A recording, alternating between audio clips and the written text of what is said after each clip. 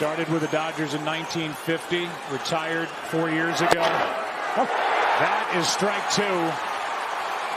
67 years of his life he poured into the Dodger organization, and you know he's watching and rooting. Ownership, Andrew Friedman, Dave Roberts. That is strike three. Dodgers have won it all in 2020.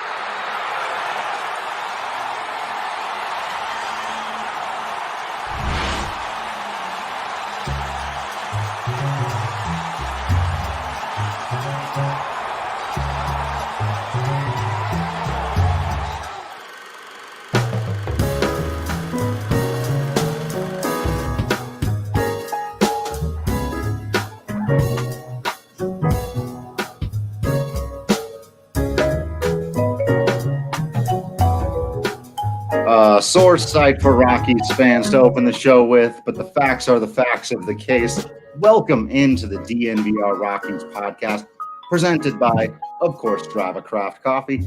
Remember to use that promo code DNVR20 because you get 20% off your entire purchase of that CBD-infused, deliciously rich, and potentially life-altering Strava Craft Coffee. I'm your host, Drew Creasman. I am the managing editor of DNVR Rockies. With me, as always, is beat writer Patrick Lyons. And yes, it is Wednesday. I'm trying to say that as best I can in my best Jermaine Clement from the song It's Business Time, Flight of the Conchords. You know how I know it's time to make love? Because it's Wednesday. In our universe, that means it's time for the DFA Show. Basically the same thing. We're going to have a whole lot of fun talking big topics around the world of baseball. And a lot of times we have to reach out for those topics, Patrick. We have to go out and find them and grab them. And we're going to continue a conversation in the second half of today's show that AJ Hafley and I began last week. We talk about some World Series of the past, and we get to wax poetic about baseball, something that's at the top of both of our priority lists on all days. And I'd love to begin by waxing poetic about a 97-mile-an-hour perfect dotted fastball on the inside there from Julio Urias. What a beautiful game that was. What a beautiful World Series we just witnessed. But alas, controversy of two types. One, a very baseball thing that, again, I'd love if we could just spend 20 minutes talking about the Blake Snell decision. However, sadly, worryingly, distressingly, we have to begin, and I'll just ask it plainly to you, your reaction to Justin Turner, the news that he had tested positive for COVID and then returned to the field to celebrate, oftentimes maskless, with his teammates. And then the league, of course, releasing a strongly worded statement that they are not pleased with the actions of the Dodgers' bearded redhead. Justin Turner was quite negligent last night, and it is something that definitely could, I think, mar this fantastic season that MLB has had otherwise. Sure, there were some early cases with the Marlins and Cardinals having some positive tests and the schedule kind of being reworked on the fly, but it was fine. There was something like 54 consecutive days without a positive test there. And Justin Turner gets pulled there in the 8th inning once they realized in the 7th that, hey, the second test that they ran came back that he had tested positive for COVID-19. So he was told to sit in the clubhouse and he was to not leave. There's even MLB security there. Obviously, they didn't strong arm him in any way, which it would have been its own thing as well. But it probably would have been the lesser of two evils, because now you have, everybody that was on that field last night. And it wasn't just Los Angeles Dodgers team members or coaches or staff.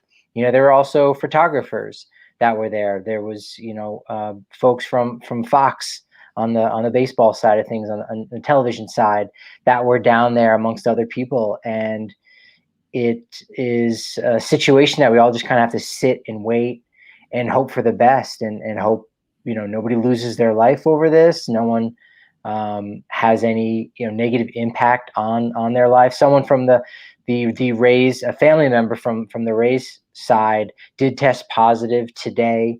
No obvious evidence that it had anything to do with Justin Turner, but there's some stuff going on. I think that it would be a little surprising if it was just Justin Turner, if he went rogue, especially being one of the captains of that team, if it was something much larger. So what should have just been, wow, we're done. And Rob Manfred said, hey, we made it through. We did it.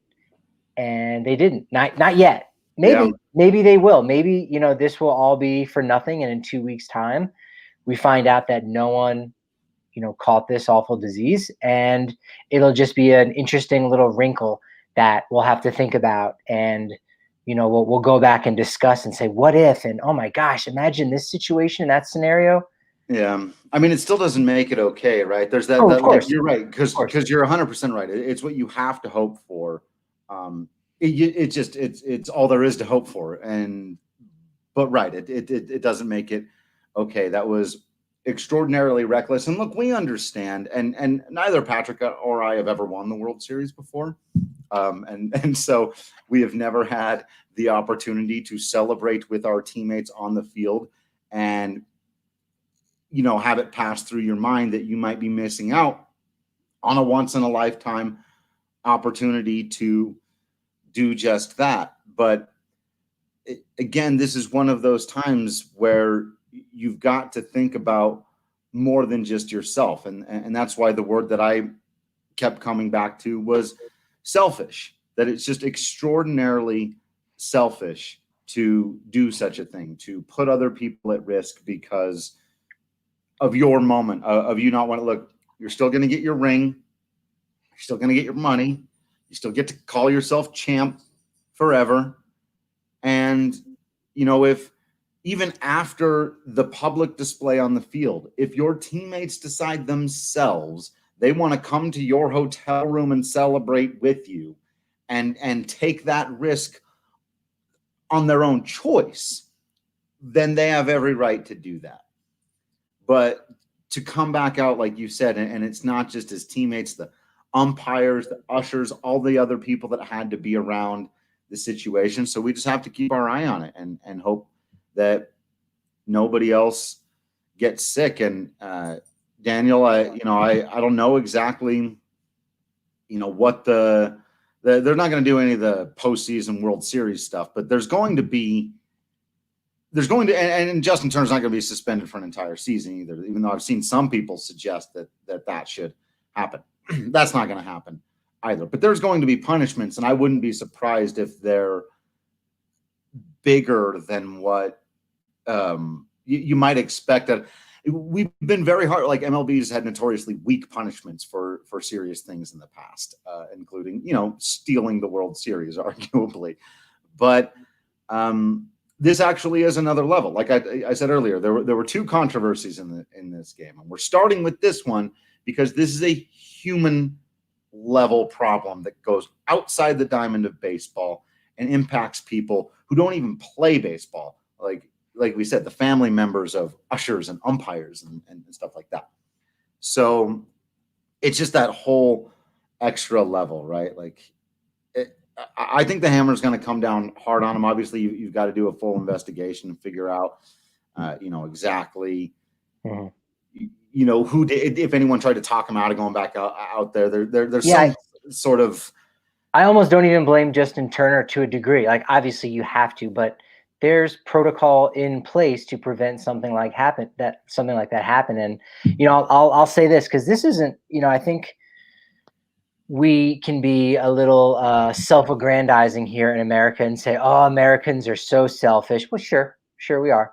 But I think human beings can be, because this pandemic that we've had going on has been something that is plaguing the entire world, and certain pockets of the world have been able to kind of figure out how to get rid of coronavirus and kind of get away from that. and we'll eventually over time learn what those factors were, what the secret to their success was. But this stuff is happening all over the place. Even Italy recently has had to kind of bring it back, and now they're no longer able to have fans in their soccer stadium. So this is just a human being thing, and that's one of the reasons why certain laws and certain protocol needs to be put in place, because when left to our druthers, emotionally, we're not necessarily going to be able to make the best decisions. And Justin Turner deserves to be on that field. He deserved to celebrate with his teammates. He deserved to hold the trophy. All of those things he deserved. However, something changed all of that. Something that has never happened to my knowledge in the history of professional sports, where something literally from 1 minute to almost quite literally less than an hour later, you go, hey man, you are going to win a championship and you're going to get to celebrate. And then minutes later, actually, no, like you can't. Everybody else is going to. Like, what other scenario? That would almost be like if the police come and they arrest a player and they go, actually, we have enough evidence for you. We're going to come out to third base, put you in handcuffs, take you off. Like, right. And at that point, that guy would be in jail, or he'd be, still in the stadium. He wouldn't be able to celebrate. But in this one strange instance, Justin Turner goes back out on that field. He's not stopped. And now, if this were just some kind of, I don't know what celebration you wouldn't have celebrate with champagne or with a Breck brew, but they're going back in that clubhouse and champagne's flying and they're drinking it and they're sharing it and passing it. Like, that really is going to take it up a notch to the next level. And we'll see what's getting passed around. Of course, Kenley Jansen was mentioned by the great Barbara Creasman. And you also have Dave Roberts, who's a cancer survivor too, who is right next to him also in that photograph. So, and that's just the players. That's just the team. There's family members involved and so many other people. And it would be a shame if this was a black mark on the game, when really it's one guy making a poor choice and the people around him allowing him to make that bad choice. Yeah, before we move on to the on-the-field stuff, I do want to bring in super producer Kale, just because this is one of those stories that kind of transcends sports, and we've talked about it a little bit. Just as somebody who's not necessarily intimately familiar with the history of Major League Baseball handing out punishments and exactly how many games or whatever, what seems fair to you? What do you feel like, just as a viewer of baseball, like what would you like, or should MLB be under more fire? Like, just where are you sending out? Because you said to me, like, I was just really pissed about the whole thing. So where are you directing your ire? I was just really angry. It just, like you said, selfish. It just seemed really selfish. When I saw that last night, I remember watching the postgame show and being like, is that Justin Turner? Like, that just seems not right. Right. And so I'm mostly mad at him. I mean, there's lots of reports that came out today, and from mostly what I read, he was acting pretty recklessly. MLB security was trying to get him to go back inside. They were trying to enforce him wearing a mask even when he refused to go back into the clubhouse. So I'm mostly mad at him. I'm not really mad at Major League Baseball. I actually think they've handled things as well as they could have in this situation. They did everything they could to get him back in the clubhouse. I mean, to a certain extent, what are you going to do? Tase the guy? Like, no. Yeah. His fans are like, right. Yeah. Like, you're not going to tase the guy. I mean, they had people ask him to go back inside on several occasions. They removed him from the game as soon as he had a positive test. And I understand that. Like, he as a person might be thinking, I've been around these guys all day. Whatever damage has been done has already been done. And that might be true of his teammates. But like you said, there's photographers on the field. There's videographers. There's umpires he hadn't necessarily been in contact with. All of those people, not only do those people, but those people have families and maybe elderly grandparents they're taking care of. I would like to see a pretty hefty suspension to him be handed out for next season.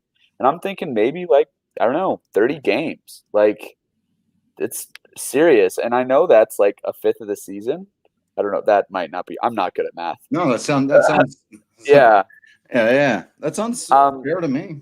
I'm not like entirely. I don't necessarily, and I also don't necessarily, people who are calling for the Dodgers to have like their World Series title revoked and stuff like that. Like, I actually don't know if the Dodgers did much wrong as an No. organization, like maybe the players, maybe the coach, maybe the manager, like all that should have been like, hey, dude, you should probably go back inside. But that didn't really happen. And, I understand to a certain extent, like one man made a decision last night that put other people at risk. And I think that's where the punishment should come down. Yeah, I think that needs to be remembered. Patrick and I, when this first thing started, one of our go-to phrases over and over again was, it just takes one person. Right. And I think that's where people, feel like, well, if everyone is doing it right, it only takes that one person to go in and do the wrong thing at the wrong time.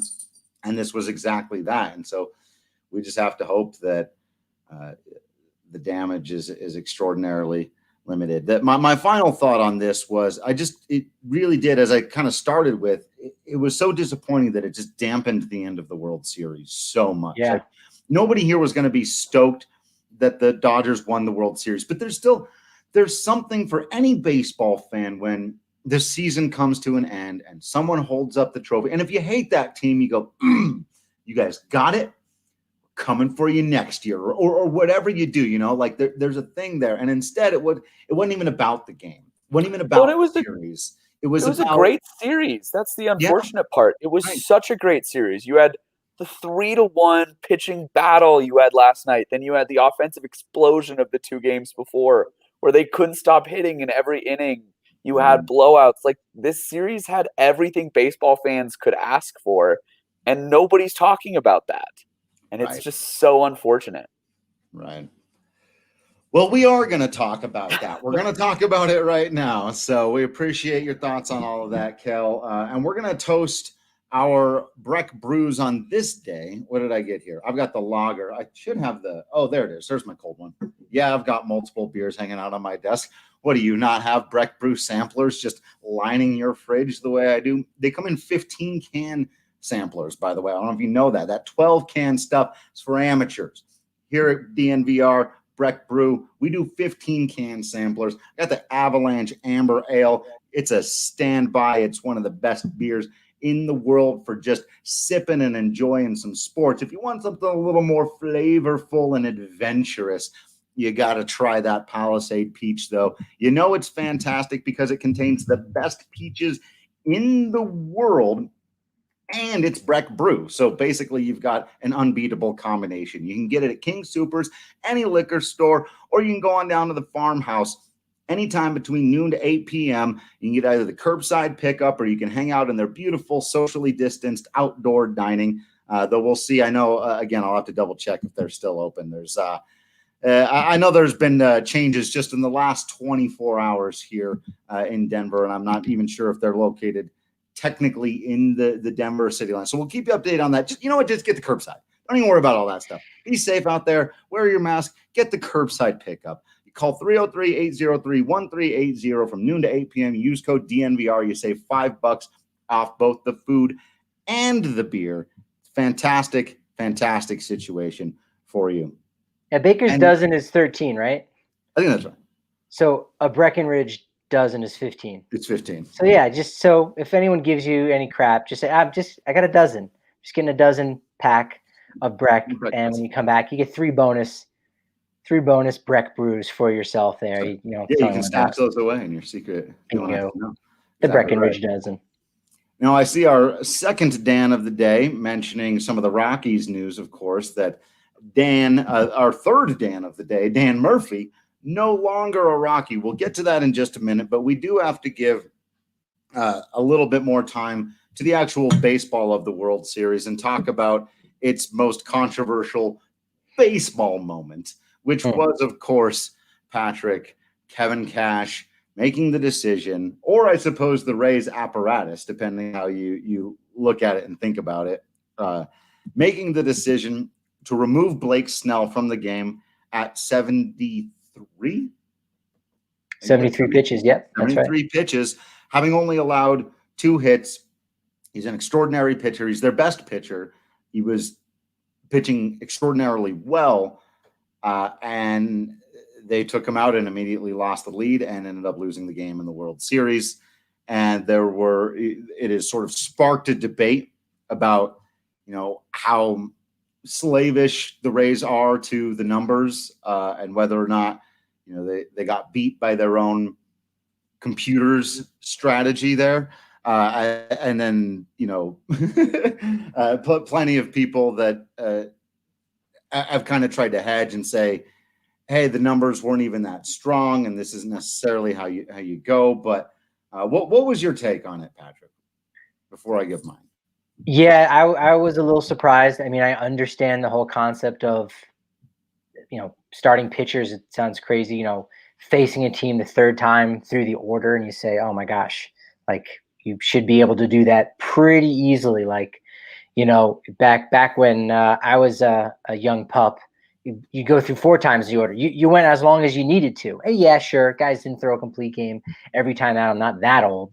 But, to go 6, 7 innings, especially in the steroid era, you maybe had to face the top 3 guys in the lineup that 4th time. So it was strange, just given the fact that Snell was dealing, 2 hits, no walks, 9 strikeouts at that point, and just seemed to really be lifting his team. Had the lead. Sure, Barnes was on base there, but it was his game, and you have to ride the hot hand. And if you win, great. Now your bullpen has a little bit more rest because you got to go back out there and win it in Game 7. So if it's a bullpen day, so be it. So for him to have made that move just doesn't make sense. I mean, I understand with what analytics can do and what you have to look at. And again, this is just a singular moment that didn't work out. And that's just something that happens. It's a small sample size that you replay that, 100 times over, it might work 80% of the time. And you go, oh, Kevin Cash, great move. I wouldn't have done that because Snell was dealing, but hey, turned out Nick Anderson was the guy to go to there.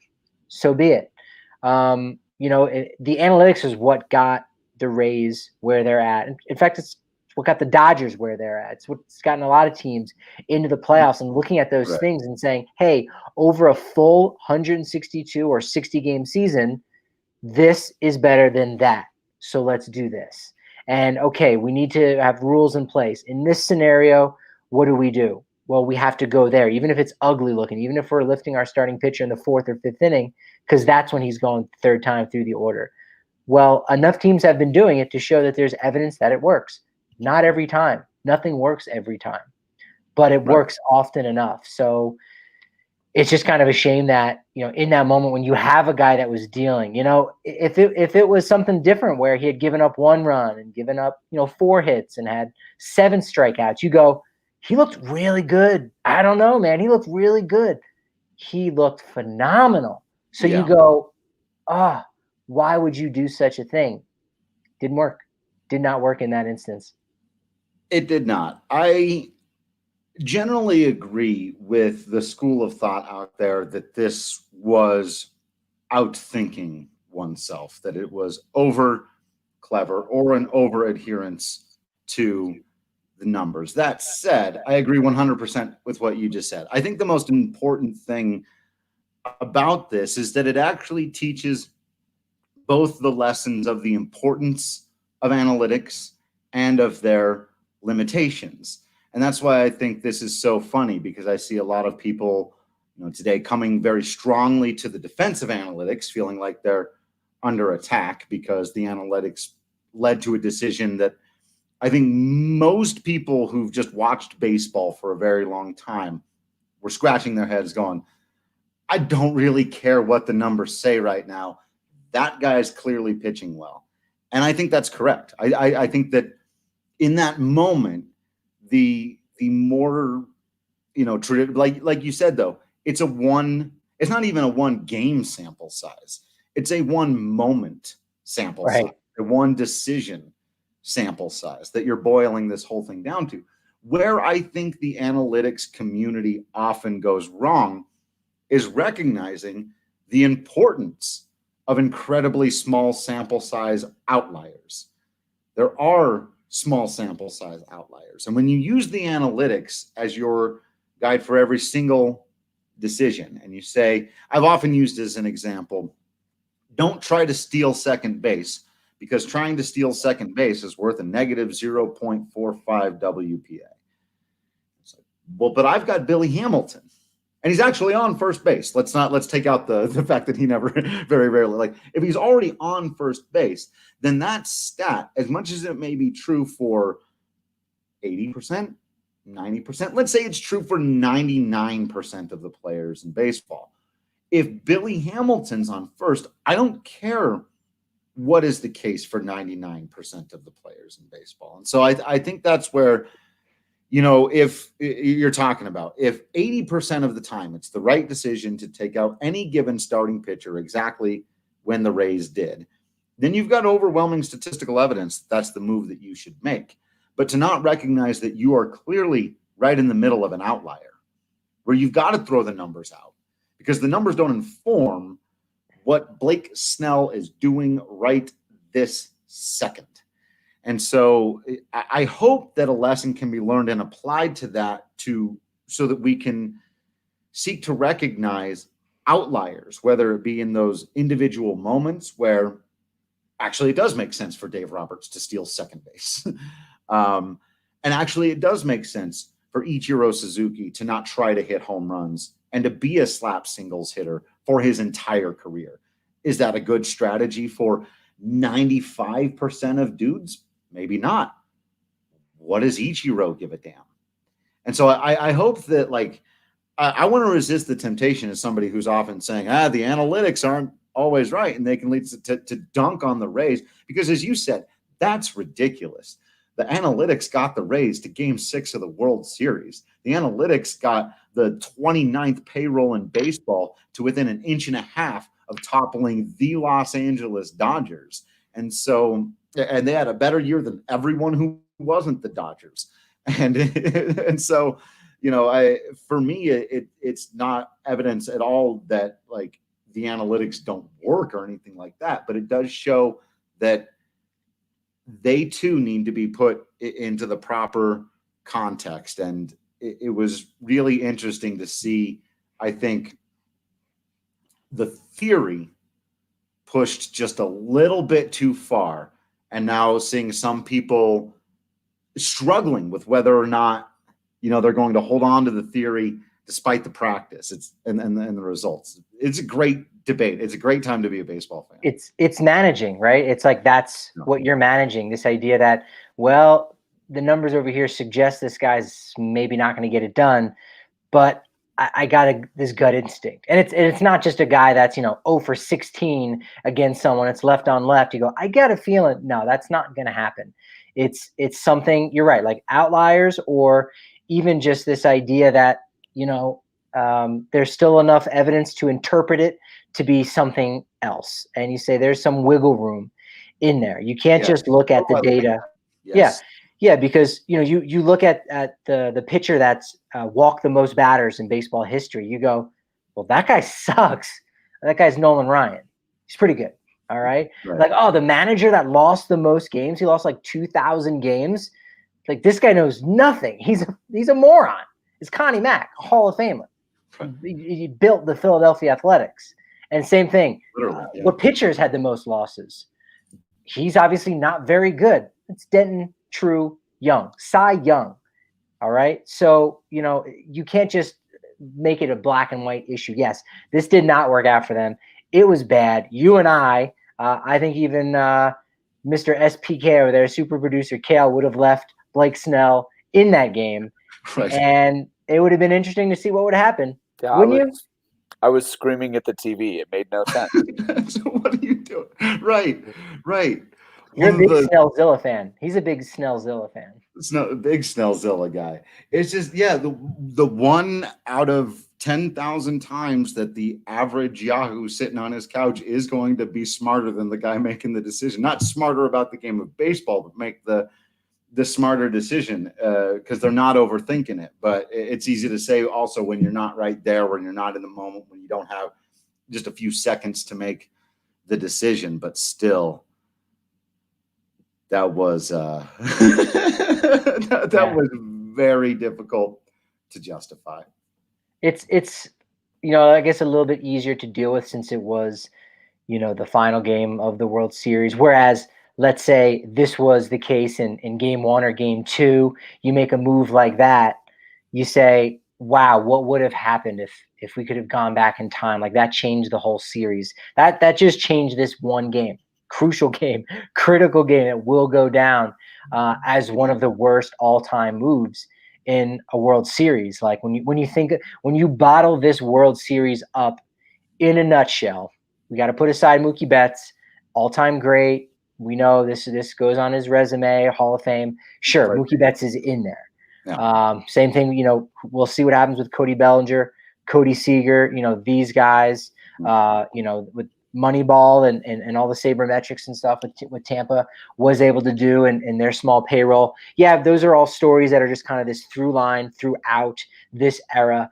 But, the big elements from this World Series is obviously the ending to Game 4, 2 errors on one play, which is just absolutely unbelievable. Yeah. You've got the Blake Snell being removed there in Game 6 in that 7th inning there it was 6th inning. Yeah. I just went blank there. So being removed early when he shouldn't have been, and then Justin Turner. Like those are the things that we're going to remember from it, and that's it's particularly a shame about the Justin Turner thing. But it's really a comedy of errors. Like all 3 of those things, we got 2 errors on the same play.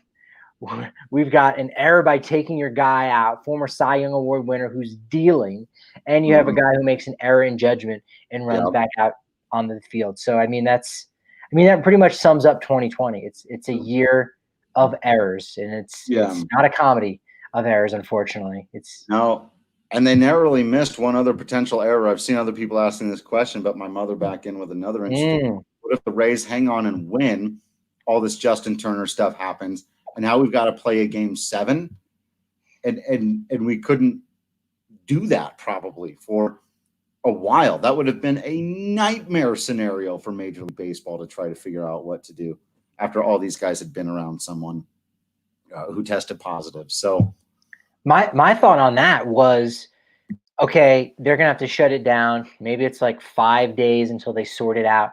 Then they can play a game, which obviously is very strange. But depending on how many guys get lost on Tampa Bay's roster, how many get lost on LA's roster, you don't have the Rays against the Dodgers. You have most of the Rays, most of the Dodgers. Edwin Rios is playing third base. Somebody else is out in center field. Kike Hernandez is playing center field. You've got Austin World Series featuring the Keibert Ruiz. Yeah, you've got guys who are making their major league debut in the World Series Game 7 because they're on that taxi squad, and you go, that's bonkers. So there wasn't already an asterisk on the thing. So no, congratulations to the Los Angeles Asterisks for their asterisks in the World Asterisks, and they did a very asterisk job this season. So congratulations. There's no letter I or lowercase j in Los Angeles Dodgers, so we'll just have to put the asterisk squarely in the O in the Dodgers. Right, that's it.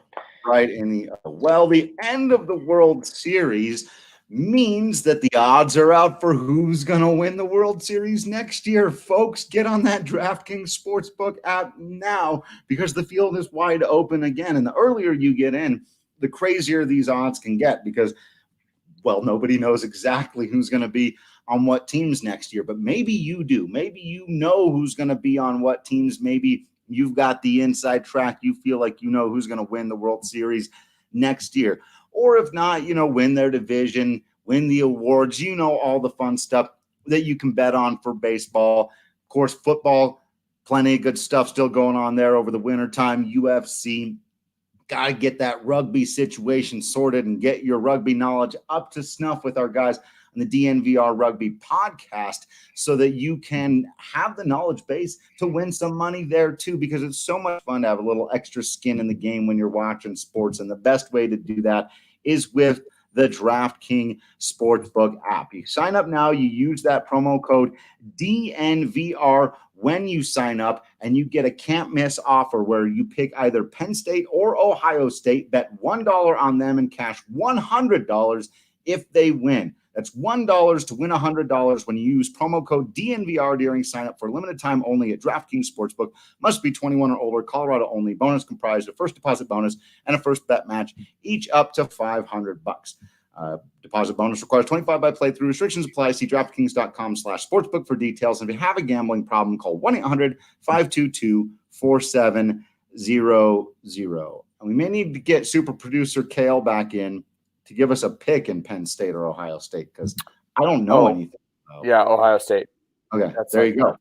That's like Buckeyes? Ohio State. Ohio State might be the only team that's anywhere close to Clemson this year. They're There you like go. That sounds so good.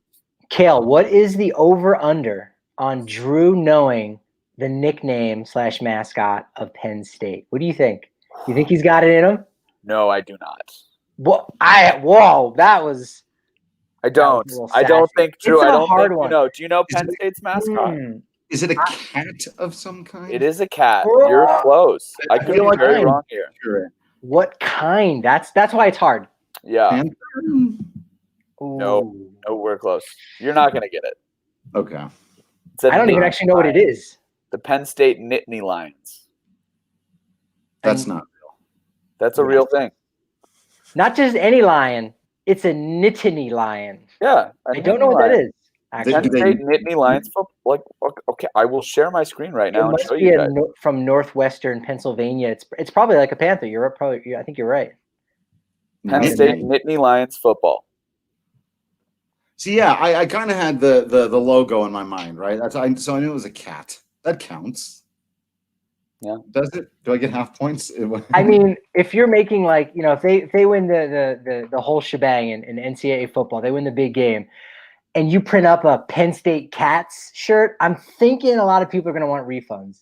Just saying. So I would just like to point to Drew's mom. That's just like slightly flexing on him right now, and I love that. Yeah, she's shamed. Is she a little shamed? regular. She knows I don't pay attention to college football, and they're all into that too. But if you do, what you bet on? I was right. My instincts were right. There's no such thing as a Nittany lion. So it's basically Eastern Mountain lion. But Nittany it's like a mountain out in that Oh, okay. That counts. College Station. I forget, Happy Valley. I don't remember what they call Penn State up there. But yes, I knew Nittany lion. How about the University of Vermont? Let's go there. What is their mascot? I got You'd nothing. also be right if you said a cat. Cat-like. Cat. They're the catamounts. Is it a big cat? You're gonna enjoy March Madness if we get it next year. You're gonna get really into the names. Yeah. I think in a big way. Yeah, I think so. I can get into the names. That's one of the ways you get into it. Rugby's got some great names too. Oh yeah. Hey, we do have a little bit of Colorado Rockies news to talk about today. We'll talk about it. We will talk about it. Not a lot of other people. We'll just say people. We'll talk about it. Right. But we will. We will. We very much will. Now, this isn't going to come as a galloping shock to anyone who's listened to this show for a while, though the manner of it surprised us a little bit, Patrick. Just the Rockies kind of casually dropping today that they have indeed declined the option on Daniel Murphy. You know, all the other players who were set to become free agents did, just because that's naturally how that happens. But Daniel Murphy, and there hasn't really been an official announcement from the team. He was just listed as a free agent, which is fascinating. They almost always release some kind of announcement. But in this case, it's kind of dropped it in the info dump that he is a free agent now. And so the Daniel Murphy era in Colorado has officially come to an end. Patrick, the Rockies save a roster spot and about $6 million. And if I'm doing the math correctly, I think they're at like 34 members of the 40-man roster, but there's also 2 guys who are set to come off like injury stuff, who I think are going to go right back on there. It's all still a little bit of a mess in terms of the 40-man roster at this point. There's all the Rule 5 protecting stuff that they got to do. But as of right now, a bunch of old guys with bad knees came off the Rockies roster today. That's a good way of summarizing what happened. And I think it kind of, it starts things fresh, and you don't have to, for better or worse, you don't have to really address that situation. And it's just kind of, it's all in there with everything. It's the fine print that Daniel Murphy is, a free agent now. And, I think a lot of people were maybe caught by surprise the fact that they now have to pay him $6 million, because the deal was structured rather interestingly. And I liked it at the time. LeMahieu and Daniel Murphy both getting 2 years, $24 million.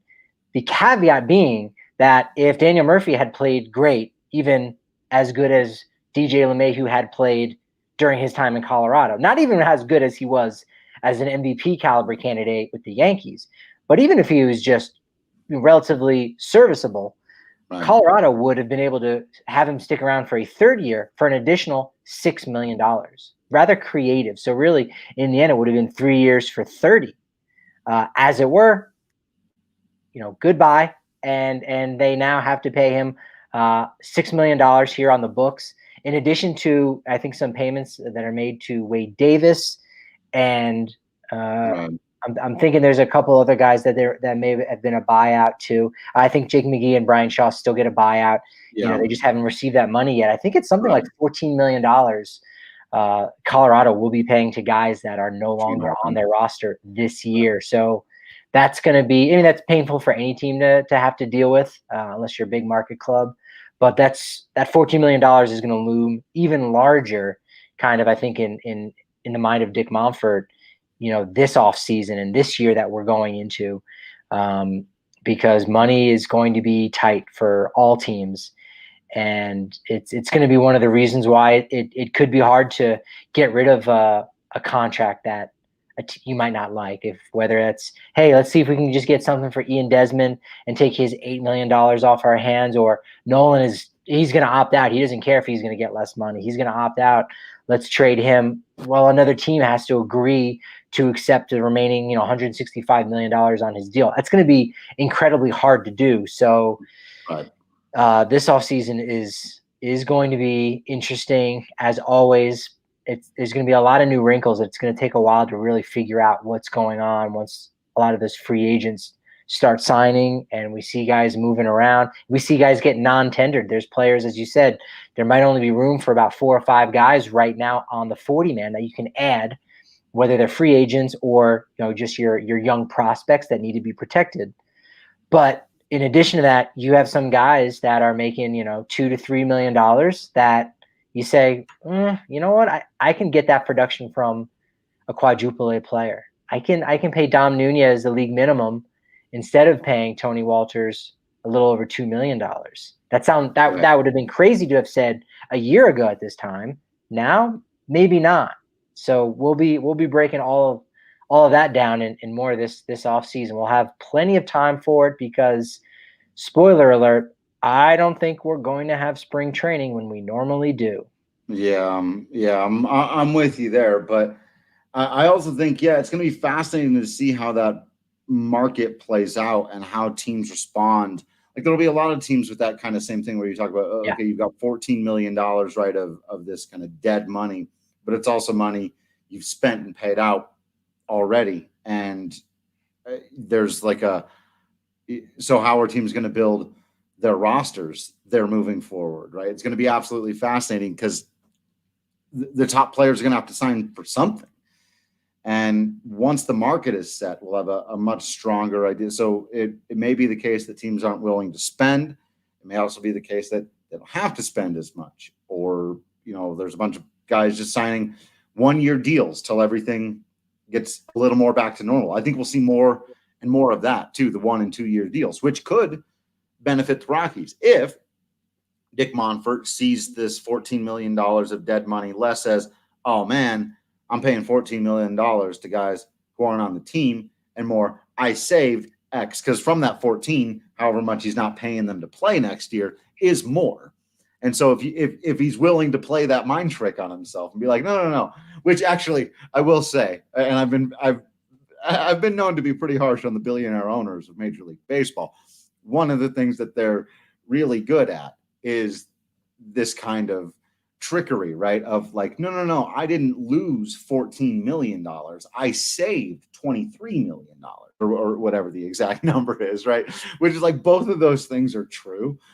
So actually you've arguably saved a little bit of money for right now. And as you said, the question basically becomes, is the little bit of money that they've saved for right this moment by parting ways with these players, is that money they put into a vault for safety from all this COVID stuff and for not knowing where the fan revenue is going to come in the future and all of that?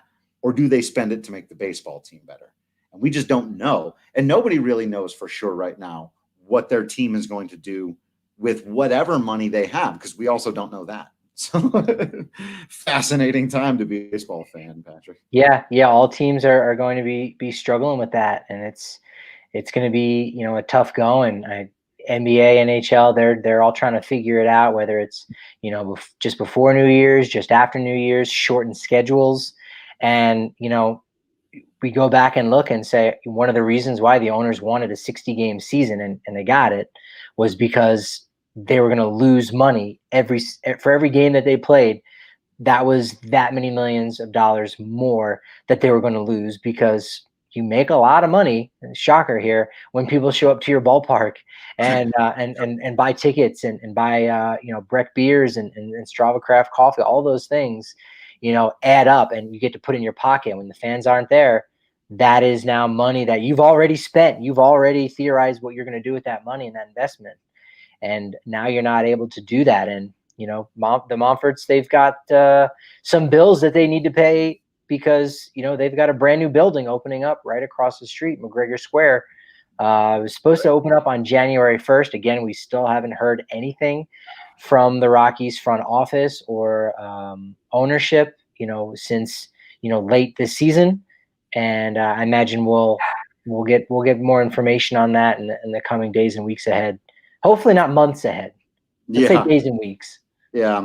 And Len, you know, we're kind of shooting in the dark on that stuff. That's I think Patrick and I are both of the mind, and I think our Avs and Nuggets guys are both of the mind too, that as hard as the leagues are trying to get things mostly back to normal for their seasons, it's very unlikely that it's going to be possible to do that, as we're learning more and more and keep, unfortunately, having to relearn. A lot of this stuff is just out of our hands. Some of it could be more in our hands if people would be more responsible. But and I think, if I may very briefly just stand up and say the thing, people have got to stop responding to the measures that are taken to keep us safe and blaming the people who decide, okay, no more basketball. Okay, no more baseball. Okay, we've got to delay the season. Okay, no fans in the stadiums. The people who are making us have to do all of those things are the ones who aren't following the rules, are the Justin Turners of the world, who are recklessly and dangerously deciding that their moment of fun is more important than everyone else's safety. And so whether it's the government official or the person running the sport or whatever it is, they're responding to doctors and scientists who are telling them this is the only thing that we can do to try to stop this. So sadly, if we weren't going through these spikes right now, if Denver wasn't literally going into a second lockdown, basically right now, we might be sitting here today going, spring training, yeah, could be done, could be semi-normal, maybe half capacity, maybe 30%, but a couple people around, games at a normal time, season at a normal time. And unfortunately, Justin Turner gave us the big, gigantic, emblematic, symbolic reason why we can't feel confident in saying that. Yeah, and it's interesting how you started that spiel, that speech. I don't want to downplay, because it's an important speech, and I agree with every single thing that you just said. But is this idea that, you know, people get upset that the seasons are being impacted, because studies are actually showing that people, you know, the ratings have been down in a huge way across all sports. So people don't actually care as much about it.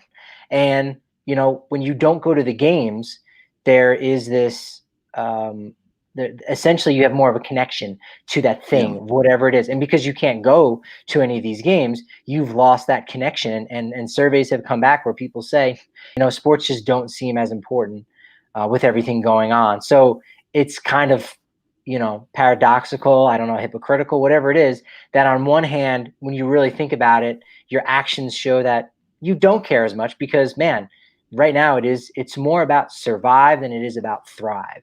That's been the one thing that I keep coming back to. Whether you're in America or you're somewhere else in the world, you want to thrive. You want to be successful. You want to feel good, have a great life, no matter where you are, no matter what kind of a person you are in the world. But right now, it's not about thrive. It's about survive. And so our actions show, what, those things aren't as important. Yet when we get the news that such and such is struck down, oh, those guys don't know what they're doing, or, oh man. And yeah, it's disappointing, but at the same time, we just have to start to understand and take more responsibility, on those kind of things, and just be safer in our world, because we are far from out of this thing. Yeah. All right. We got to wrap up before too long, but I don't want to end on that note. So we were going to maybe talk about some old World Series stuff. Patrick, I know you missed out on the conversation last week, and you're as big a baseball history buff as anybody I know. Since we are a little bit limited on time, I was wondering if you could maybe just give us one or two of I know the memories that you picked out, some feel good ones. Don't give us any. Don't make my heart hurt. And it's okay if it's New York too. I can live with it for now. But just some good baseball. Just what are some good baseball memories of World Series? All right. Well, they're not. None of these are memories to me because I wasn't alive. But there's someone's memories. I love the fact that Bill Wambsgans. Yes. 2 S's on the end of his name. Bill Wambsgans in 1920 turned a triple play, the only triple play in the World Series. And now, as I say this, the wheels are turning in my head, and I have some bad news for you, Drew. That in 1920, that was also the season that Cleveland shortstop Ray Chapman was hit in the head by a fastball from Carl Mays of the New York Yankees, and he died. He's the only player to have died in Major League Baseball. But Cleveland still went on to win the World Series that year. That's cool. You also have Babe Ruth. Now, Manny Margot getting thrown out at a home plate obviously is a big deal, but a lot of people have actually come out on that and said, you know what, you got to take that opportunity because of the matchup. You like the aggression. And again, with what Kershaw's doing with that crazy windup, even when he comes set, you got to like that. Well, how about this one? Yep. Babe Ruth, not the other one, was caught stealing in 1926 to end the World Series. Where Unbelievable. I'm like dumbfounded. Like, if only we had Skip and Shannon to talk about that, break that down. Stephen A. Smith, what's your take on Babe Ruth getting thrown out to end the 1926 World Series? Okay, well, Babe Ruth makes up for that in 1932, or does he, with the called shot. Drew and most of our listeners know, hey, Babe Ruth, he pointed to center field, and he said, look at that. I'm going to hit a home run against the Chicago Cubs in Wrigley Field. And as we cue the video up, for those that are watching live, you tell me, Drew, is he pointing to center field saying, hey, that's where I'm going to hit it? Or is he pointing to the other dugout saying, you not nice people? I will hear no blasphemy. I will hear no arguments. I will hear no logical stories from people who were there and heard what he said. I will listen to no one who speaks otherwise than the fact that Babe Ruth pointed to the outfield and said, I'm going to hit a home run. I'm hitting that ball over the wall on this next pitch. I don't care about any of that other stuff that makes far more logical sense and seems reasonable than calling a home run back in an age where hitting a home run happened about 0.05% of the at-bats that you saw. No, I choose to believe, Patrick, that Babe Ruth called his shot. I know he did. Well, it's funny because there was some audio that recently turned up where, like, the next day, Lou Gehrig talked about it. Lou Gehrig, so that gives a little credence. Lou Gehrig said, like, yeah, man, he went out there and he called that shot. He might not have called it in that fashion. He might have said it, like in Carlos Correa way as he walks past his manager, like, I'm going deep. Yeah. I'd also like to know how many times guys actually do that, right? When they I was going to say, I wonder what the percentage is on that, because dudes say that all the time. You don't remember the time you struck out on 3 pitches after you walked past your coach and was like, I'm going yard here.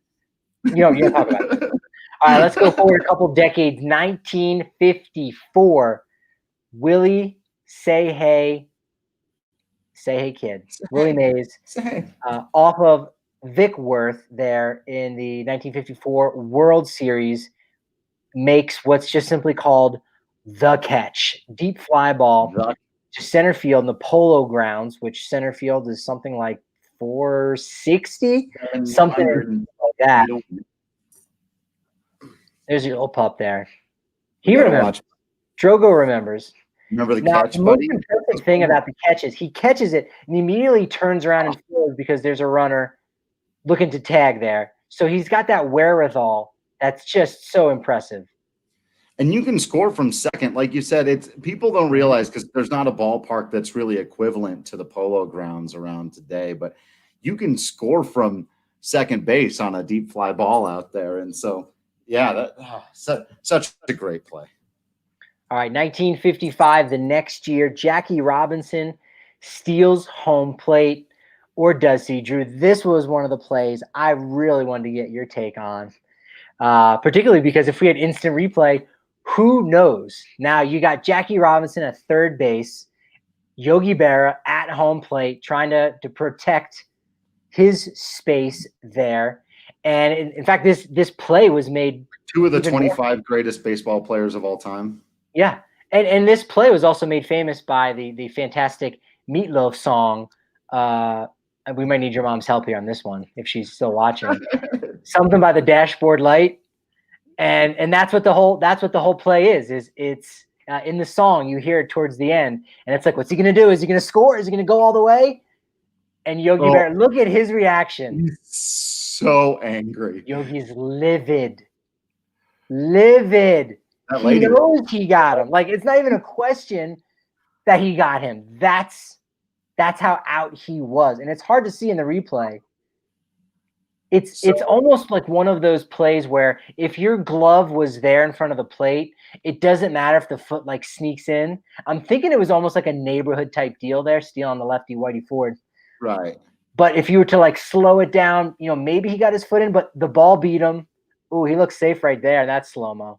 Oh man, what I've never noticed on that play is, okay, little story time for me to back this up a little bit. I stole home on the pitch twice when I played baseball, and it's the most exhilarating feeling you'll ever feel in your life. And there's a certain set of rules that are supposed to go along with it. And one of the things is that the guy at the plate is supposed to take a hack to prevent the catcher from doing exactly what I just noticed once we slowed it down there. What Yogi did, he stepped out in front of the plate to receive the ball before, like if the hitter takes a swing, that's his plate. And if he makes contact with the catcher, then that's catcher's interference and Jackie is safe automatically.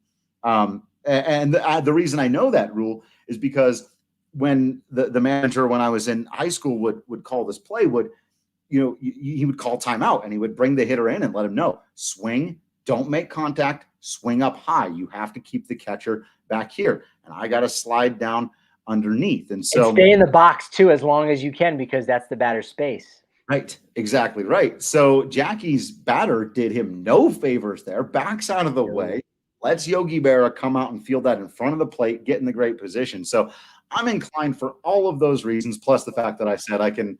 Now, I was also a catcher back in the day, too, so I can understand the frustration of plays at the plate not going your way. But on behalf of the base runner and the speed lover that I am, and the tie goes to the runner and all of that good stuff, and the fact that Yogi's taking up space that ain't his. Come on, man, you got to. So, great play. And then I was instructed because the first time I stole home, I slid in feet first.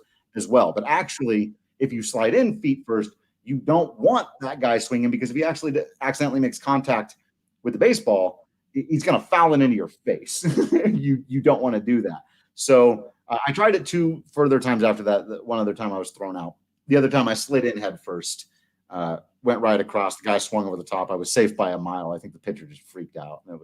But you get that running start, headed home from third, and you see that pitcher go into his full windup, and you're in a race of like, literally, can I get there before and you can see him out of the corner of your eye the whole way. You can see the pitcher's windup, and when he's letting go of the ball and sliding in. It's the greatest thing ever. More people should steal home plate. I like that you slipped in. Oh yeah, the one time it didn't work. It's like calling your shot. You're like, yeah, no, I'm actually only 2 for 75 when it comes to calling my home runs. But let's just talk about the 2 that I got. Yeah. I mean, there's so many great World Series. The one last clip that we'll talk about is from 1960, my father's least favorite World Series. We're going to skip everything that Sandy Koufax did. Bob Gibson striking out 17 guys. Carlton Fisk waving it fair. Great scene, by the way, that I love from Good Will Hunting, where Robin Williams' character talks about that Fisk home run in 75. Kirk Gibson's hobble off, not his walk off, but his home run in 88, the last Dodgers World Series before this one, the earthquake in 89, and Joe Carter's walk-off home run in 93. I was actually at the clinching game where the Phillies beat Atlanta to go to the World Series. It was Game 6 in Philadelphia. Had very good seats. Really lucked out on that, as the Phillies fans were all ready for Toronto and were cursing at them before the series had even started. But 1960 goes the full 7, Pittsburgh and New York. The best part about this, with Bill Mazeroski hitting the walk-off, he's a very good defensive second baseman, not a very good offensive second baseman. This is ultimately the reason why he's in the Hall of Fame, because of this, historic home run to end the game there at Forbes Field. You see the people going crazy there in Pittsburgh, but crushed my dad's heart. He was only 9 years old at the time. I mean, that's the worst time to have your team, lose something as painful as that. But the craziest stat from maybe any World Series, in my opinion, is the fact that Pittsburgh won that World Series. They won 4 of the 7 games. New York won 3. But the run totals for each of those teams, Pittsburgh scored 27 runs in the 7 games, and the Yankees scored 55. Yeah. That is as lopsided as it gets, and yet no ring for the Yankees. So sad, right? So sad. That is some Pythag right there. Again, both the uses and the limits of, in a very small sample size, your Pythagorean run total doesn't matter. Over a long enough sample size, of course it does. And Wildly Innocent, I hadn't noticed that either, that Kiermaier stepped out of the box on the Margot try. I need to go back and reevaluate every attempted steal at home through the eyes of the batter, because that's something I'd forgot about until I just rewound to my own days of doing it. And as we were watching the thing, only because it was so egregious how far Yogi Berra stepped out in front of home plate to get that baseball. In fact, you could even rule that he was out of the catcher's box there. Right. And that was a dead ball, runner gets home plate. For that reason alone, you could have made that call. With Kiermaier, he's a left-handed hitter, so he wasn't really in the way, blocking the catcher. And actually, if he didn't move, Margot would have slammed right into him. Right into him. Probably. Yeah. But hanging in there in the box, and then one extra second, you never know that could have made the difference. It could have done something. Who knows? Could have done something extraordinarily strange yet athletic by taking a high rando swing and then jumping out of the way of your dude as he comes flying into you. Definitely not the worst mistake the Rays made in that World Series by Kiermaier. Good point. Definitely not good. No, I take it all back. I lay it all at the feet of Kevin Kiermaier, not getting out of the way of Manuel Margot. He's the real Kevin that made a mistake here in this World Series. He's the Kevin we need to vilify.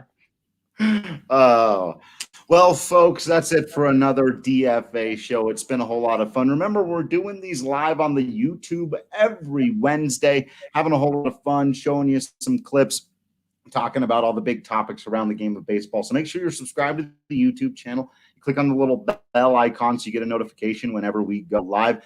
The rest of the week, you can find us at 4:05 p.m. Also on Wednesday, it's at 4:05 p.m. But we're just on Facebook and Periscope Monday through Friday. The rest of the time, join us live, ask questions. We always appreciate your input and support for the show. Make sure that you're following everyone on social media at Drew Creasman, at Patrick D. Lyons, at Kale Sorbo, at DNVR_Rockies. You know the good stuff. And also to subscribe to the DNVR.com so that you don't miss out on any of the written content. Plus, you get discounts on hats, shirts, and masks. You get a bigger here when you come down to the DNVR bar, and you get to claim to be a part of one of the coolest and friendliest sports communities anywhere in the world. We really do appreciate all of you so much for continuing to be absolutely awesome out there. We will continue to be absolutely Drew Creasman, Patrick Lyons, and Kale Sorbo in here. And until next time, we will see you at the ballpark.